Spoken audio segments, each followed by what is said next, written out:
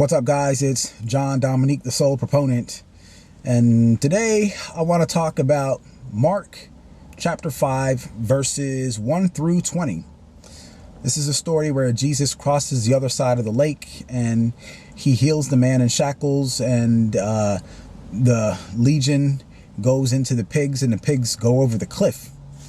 What I feel like is I'm that person that Jesus healed, because the guy comes back to Jesus saying, "Let me follow you," but Jesus says, "No, go back to your family and friends and tell them all the wonderful things the Lord has done for you." I feel like that person that is going back to my family and friends and telling them what the Lord has done for me. They also, and during that story, when he gets to the other side of the lake, after he does those miracles, the people beg him to leave the area. And this is not the only time that this happens to Jesus in the Gospels. There's also at least one other instance where the people are begging him to leave their area.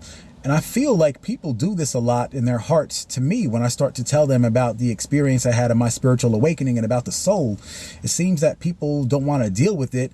And because the presence of the soul and the presence of God is such like a turnoff, it's like people don't want anything to do with it. So they're like, leave, and we don't want to deal with it. That's what I feel like what people are doing in their hearts. They're somehow judging the soul as bad, and it's going to be a threat to their identity, a threat to their own belief system. So they don't want to face it. So they're like, leave. That's what I feel like. Also, I talked to a gentleman at a networking event, and he was a pastor.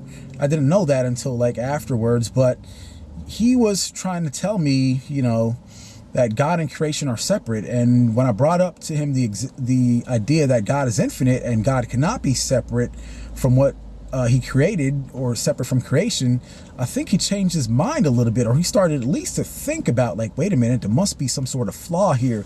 Because basically most traditional Christianity religions, or most traditional Christian religions, are of the belief that God is separate from creation, but that can't be the case because God is infinite.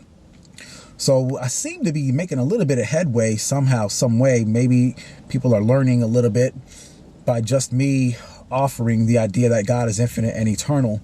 And then I try to think about, well, why would he want to insist that God is separate from creation? Why do we don't want to believe that God cannot be separate from creation? It seems like people are adamant about keeping that belief. And I think about, well, what do you get out of it? Why is it so important to keep God out of creation?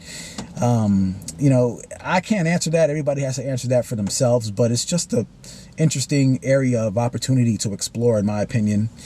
But yeah, the soul is going to come out on top, guys. You can't deny the soul, because God is real. And once we're faced with what's infinite and eternal and unconditional, there's just absolutely no way we can ignore it.